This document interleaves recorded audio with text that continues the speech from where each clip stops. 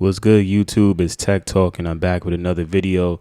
Today, we're going to be going over iPadOS 15. I'm going to be highlighting a few of my favorite features and showing you guys how to enable them, how they work, and pretty much just showing you how to make your iPad more useful with this new upcoming software. All right, so first off, let's start off with widgets. So we finally have the freedom to move the widgets wherever we want on the iPad.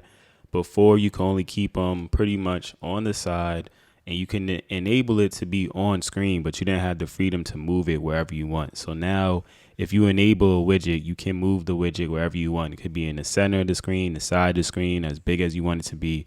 So that's a cool feature to have. As far as the widgets themselves, I would like to see more apps invest in making more widgets for the apps, because some apps don't really have widgets, or the widget just doesn't function well. So I'm hoping that we could get a little bit more just creativity when it comes to the widget. I don't really use them too much. I use the podcast one and I use the weather one, but even on the iPad, the weather widget is really not that good. So once you click on the weather widget, it's just going to bring you back to the website. All right, so next up is we finally got the app library on the iPad. So that should have been there from the beginning. I'm not sure why they didn't put the app library of like right away, but I'm really happy about this because I use this feature on the iPhone all the time. It's a great way, instead of having to hide certain screens, you can just press that it doesn't show up on your iPad on the home screen, and it just shows up on in the app library. So it's a good way to keep everything that you want and be able to go back to it, and then not actually have to keep everything cluttered on your home screen. So certain apps that you probably don't use as much, you could keep them in the app library. You could always go back to them. So I'm really happy that they finally put that in there. All right, so Safari got a bunch of new changes that are pretty useful. So in terms of like just like the layout and stuff like that, they changed where the tabs and stuff are. Everything is at the top, and you'll see all the instances of where you have Safari open at the bottom. So all the different windows and stuff that you have open. I like now that when you're in any app, but specifically on Safari, you have the three dots on the top, and you can click what you want. So if you want like a full screen, if you want split screen, so here you can see I just went split screen with YouTube, and I could do two different tasks at the same time. And then if I was to pretty much just swipe up into Safari again, you'll see the instances where I have it open, even the one with the split screen.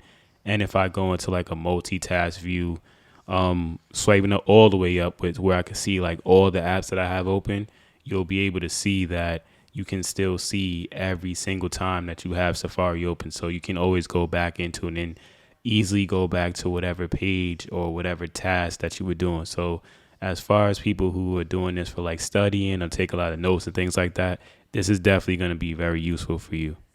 And you can even organize yourself even further with Safari, where if you click on the left corner right here, click on the left corner, you can actually group your tabs together. So say if you're doing research on something, you can have a group of tabs that are just in there. You can just go to that group and have all those tabs there.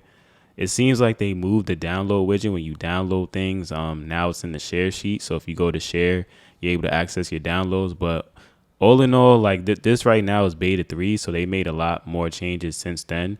But I'm liking how Safari is coming together so far. It seems a lot more useful and a lot more things that you could do on the iPad. So that's going to be good. In terms of split screen and managing things, I think it's pretty much the same. You're not really getting too much. So say, for example, if you have split screen here with like your notes and your email, the email will pop up in the center and you can still do what you need to do. And you can swipe this down and stuff like that if you need to refer back to something. But I didn't really want to show too much on the multitasking side because it's pretty much the same. Nothing really has changed too much when it comes to that. So anything that you're already familiar with when it comes to multitasking is going to be the same thing.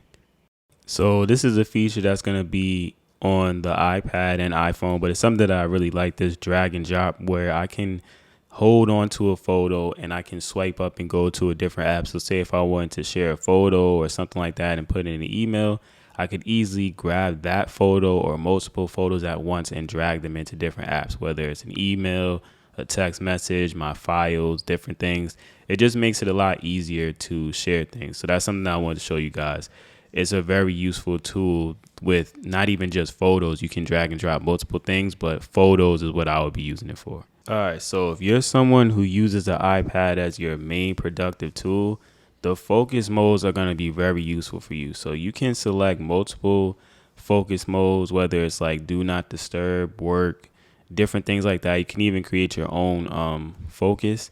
And pretty much with the focus, what it allows you to do, it allows you to select different apps that you would be allowing to give you notifications, be on your home screen and things like that while you're doing this certain task. So pretty much what it does is it really just eliminates all distractions based on whatever focus you have. So say, for example, if you're doing something where you have a focus where you're working and you just want to hide certain screens that have a lot of games on it, a lot of social media apps and things like that, you can hide that screen completely. You can silence notifications and things like that from that particular app, and it will help you to focus on what you're doing. So like I said, if you're somebody who's highly productive, predominantly using the iPad, this is going to be a game changer for you because it's going to really help you to eliminate a lot of distractions and stuff like that. So let me know in the comments if you guys are on the beta and if you are using it. Like, what do you guys think about the focus mode? Do you use it? And if you don't, are you planning to use it once it goes live, probably around September with iPadOS 15 coming out?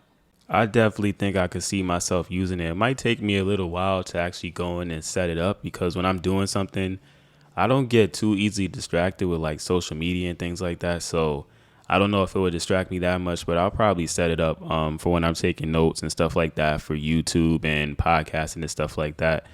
Another thing that I like that they added was just like notifications and stuff like that. So instead of getting a bunch of notifications back to back to back, you can actually schedule a summary of pretty much like your favorite apps that you really want to get notifications from, and you could set up different times of when they actually are scheduled to pretty much feed this notification to you. And you can select the select apps that you want to get notifications from. And say, for example, at noon, you want to have updates on all your sports apps. You'll get a summary of everything that you missed. And pretty much it just makes it easier, groups everything together, and you get all your notifications in one bunch instead of having them like all sporadic. So it's kind of cool. I might use it maybe once basketball starts again. I'll probably put it back, or like for fantasy basketball, once that starts back, I might use it. But as of now, it's not really a huge deal for me, but it is something that I think people will find useful. So this is another feature I wanted to show. Apple seems in love with this quick note feature where you can just swipe up from the bottom right and you're able to access a quick note where you can write anything down with your Apple Pencil. You can type it in. You can also add links and stuff like that. You'll see later in the video, like you also have the ability to like highlight something. So say if you highlight something on the website and then you add it to a quick note, it will automatically group into that quick note. And when you go back to the website, it will go directly back to what you highlighted. So it's something that if you use your notes, I use it a lot, not necessarily for this, but I could see how it could be helpful to help you refer back to something that you were already on. And instead of having to like go split screen or go straight into the Notes app, you can easily just access the Notes app right there. And there will be a folder that's created that's going to be all your quick notes and stuff like that. And you can go in there and reorganize it and move it around. But it's something that I feel like it's useful, but I'm not really sure if I'm going to really use it like that. But maybe while I'm doing research and stuff like that, I might want to add a link or highlight something and just drag it into a quick note. But yeah, let me know what you guys think. Are you guys going to use the quick note features? Are you excited for iPadOS 15? Do you even use the iPad? Is it something that you really use? Because obviously, if you don't have an iPad, you're not really going to be too excited about iPadOS 15. All in all, from what I've seen so far, iPadOS 15 in the beta stages is pretty cool, but it doesn't change the iPad. It doesn't make it feel like, okay, this is the next step. It's turning into a computer or something like that. Like it's the iPad. It's still an iPad. We got a few changes, but we didn't really get too much changes. So yeah, let me know what you guys think. As I usually say, let's talk it up in the comments. Anything that you guys found so far, anything I missed, put it in the comments. Let's talk about it. But I'm out, y'all. Till next time. Peace.